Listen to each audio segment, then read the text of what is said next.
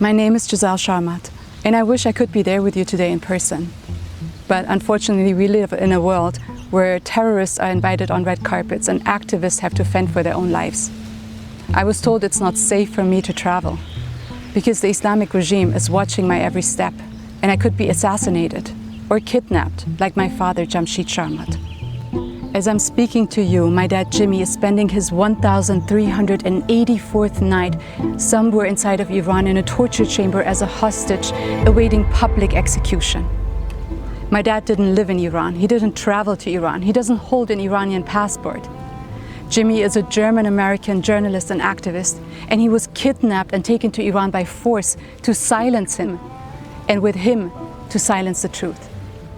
I'm determined to tell you my dad's story, not because it highlights the brutality and the global power of the terrorist regime in Iran.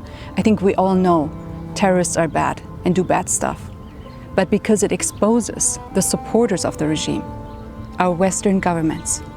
My dad always believed in the courage and bravery of the Iranian people, and he knew if they had the chance to speak up without interference of the Islamic regime, they could move this world and lead their own liberation. 2 decades ago, before we had all of these social media platforms, my dad created a bulletproof VPN-based website that was used as a social forum where communities from inside of Iran could speak freely and protected, and my dad promised to never censor their truth, ever. How harsh the regime reacts when their people speak up, we know latest after the 2022 revolutionary uprising. Hundreds of thousands were beaten, shot in the eye, raped, put into prison, tortured, or hanged to death. But the regime doesn't stop inside of their borders. They persecute people all around the world. That's called transnational repression. And they start off by attacking your identity, which is called character assassination. They use their big propaganda machines to make my dad look like a criminal, like a spy, and ironically, like a terrorist. Then the death threats started. In 2009, they sent assassins to our door in Los Angeles to murder my dad and my family. We survived, but deeply traumatized, my dad developed Parkinson's disease, but he wouldn't stop supporting the Iranian people. Then in 2020, my dad took what he believed was a short business trip to India. It was during the pandemic, so flights got frequently rerouted or canceled. On July 27th, my dad called my mom from his hotel room in Dubai, waiting for a connection flight. That was the last time we were able to reach him. After that, all contact broke off. But we could see on his Google tracker that the regime was taking him to Oman and then to Iran. The next morning, the regime showed a video of my dad, blindfolded, his face swollen, and he was forced to confess to crimes he didn't commit.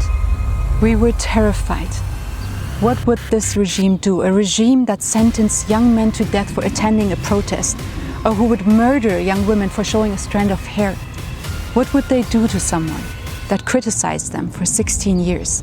For the last 3.5 years, the regime has slowly been killing my father. The last time we heard his voice was in October in a highly supervised phone call. After 3 years of unimaginable torture, my dad could barely pronounce words. And that was the last proof of life we had. I don't have to remind you, terrorists do bad stuff to good people. But what I have to tell you is that their crimes are ignored at best or supported at worst. When the regime kidnapped my father, a German-American national dragged him through 2 state borders into Iran, my governments said nothing. When the regime tortured my father, brutally knocked out his teeth and threw him in a cell with stabbing chest pains, they said nothing. Last year, the regime sentenced my dad to death. This year, the regime sentenced my dad together with the US government to pay $2.5 billion, or else they will hang Jimmy from a crane in public. And again, the response from our democratic governments was nothing. Last year, hostages were repeatedly released from Iran, including 6 Europeans and 5 Americans, in exchange for mass murderers, political concessions, and billions of dollars. None of these hostages criticized the terrorist regime. In fact, some were known to do even business with the regime. Each and every one of them entered the country voluntarily, some despite level 4 travel warnings. None of them faced life-threatening execution sentences. The question is not, why was my father abandoned? The question is, why are all of us abandoned by our governments when we criticize the regime? In 2020, French blogger Ruel Azam was kidnapped to Iran and executed. Swedish dissident Habib Chab was kidnapped by the Islamic regime in the same year as my father and executed last year without any outcry. And it's not just high-profile critics of the regime. More and more activists and journalists are facing death threats, assassination plots, kidnapping plots, stabbings on American and European soil. And when they ask their Western governments for protection, they're told to stop their activism. Don't go to rallies, don't go to conferences, or go into witness protection. So in other words, shut up or protect yourself from terror plots. I'm an American citizen, but for 3 years, our State Department refused to even talk to me. I'm a German citizen. But the German government refused to give me any protection to come to Germany. How come our governments not only abandoned the people of Iran, but their own citizens? Their message was clear. If you're standing up against the tyrants of this world, you better be bulletproof, because they won't protect you. Are these democratic politicians just evil or incapable? I found out it's not personal, it's just business. The source of all evil always goes back to big money.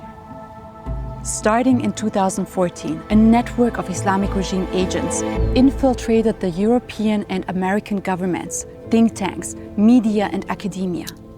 It's called the Iran Experts Initiative. And these are the people that tell our politicians what to do. Yes, engage in hostage negotiations, but only hostages who are not against the Islamic regime. And look the other way while we execute these ones to wage terror in the hearts of the diaspora. Yes, it's okay to stand with women life freedom, but don't put the IRGC on the terrorist list. And here are some talking points that you can use to keep everyone busy arguing back and forth for a month just to get to the point where they prove that this was actually not even factual. Yes, stand in solidarity with the freedom fighters and protesters in Iran, but don't establish a strike fund. Definitely don't arm them. Don't help the diaspora form a government in exile. Just laugh at their struggles and tell them you condemn the regime, but don't cut your ties with the regime while they're brutally cracking down on protesters. Watch them die for 12 months and then wonder and say, where did all the protesters go? Is your revolution over? We're not just fighting against oppressive regimes and terrorist organizations. We are up against a multi-billion-dollar industry that is designed to make money with the regime in power. Our government's decisions on what hostage to save, who to sanction, what gets media attention, who's going to be silenced is in the hands of the terrorists inside of Iran. They have penetrated our government bodies from the local and national levels up to the UN. Once we come to terms with this reality, we will no longer sit back and wait for our governments to do the right thing. They won't. We have to realize that. We're still living in a democracy, and in a democracy, the highest position of power is still the will of the people. People like you, like me, like my dad Jimmy, and all the freedom fighters of this world. You who are assembled here today in Geneva, thanks to the organizers of this powerful event, you represent the largest and most influential coalition of NGOs and activists around the world. You are here because you're on the right side. So this is what I ask of you. First, for my father Jimmy, issue a statement from this conference identifying him as an international hostage held under inhumane conditions by the Islamic regime in Iran. The international community, the UN, the European Parliament, the US Congress, and all legislative assemblies in the free world must demand his immediate release. He's 69 years old. He needs immediate medical care. He needs to rejoin our family in Los Angeles. Second, on behalf of all hostages, political prisoners, and victims of torture around the world, call on the UN and the free world to enact laws and resolutions to ban international kidnappings, tortures of hostages, and extortions. These state-sponsored terrorist regimes who are responsible for this human horror should face severe legal, financial, and economic consequences. Breaking such laws against cross-border kidnappings should be redefined as crimes against humanity. Many years ago, I asked my dad, "Why do you do this? This is so hard, so dangerous. It can cost us everything. It can cost us our lives." He just looked me in the eye and said, "If I don't do it, who will?" It took me a long time to understand what he meant. He meant there's only us. We have only us. There is no army, no superheroes, no governments that will save us. Only us. So that's why I'm asking you, if we won't do it, who will?